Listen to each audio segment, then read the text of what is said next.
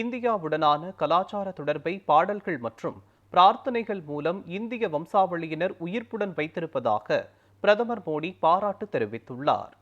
G20 நாடுகள் உச்சி மாநாட்டில் கலந்து கொள்வதற்காக தென்னாப்பிரிக்கா சென்றுள்ள பிரதமர் மோடி இந்திய வம்சாவளியினரின் உற்சாகமான கலாச்சார நிகழ்ச்சிகளை கண்டுகளித்தார். தெய்வீக பிரார்த்தனைகளுடன் அவருக்கு இந்திய வம்சாவளியினர் உற்சாக வரவேற்பளித்தனர்.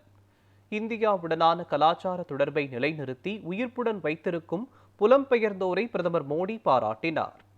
இதுகுறித்து தனது எக்ஸ் பக்கத்தில் வெளியிட்டுள்ள பதிவில், ஜோஹன்ஸ்பர்க் தென்னாப்பிரிக்காவின் ஹிர்மிட்டியா பாடலுடன் கங்கா மையா நிகழ்ச்சியை கண்டது தனக்கு மகிழ்ச்சியையும் நெகிழ்ச்சியையும் தந்ததாக பிரதமர் மோடி குறிப்பிட்டுள்ளார். இந்த நிகழ்ச்சியின் மற்றொரு சிறப்பம்சம் இந்த பாடல் தமிழில் பாடப்பட்டது என்றும் பல ஆண்டுகளுக்கு முன் இங்கு வந்தவர்களின் நம்பிக்கையை இந்த பாடல் தன்னகத்தே கொண்டுள்ளது என்றும் கூறியுள்ளார். பாடல்கள் மற்றும் பிரார்த்தனைகள் மூலம் இந்தியாவுடனான கலாச்சார தொடர்பு உயிரோட்டமாக இருப்பதை காண்பது மெச்சத்தக்கது என்று பிரதமர் மோடி குறிப்பிட்டுள்ளார்.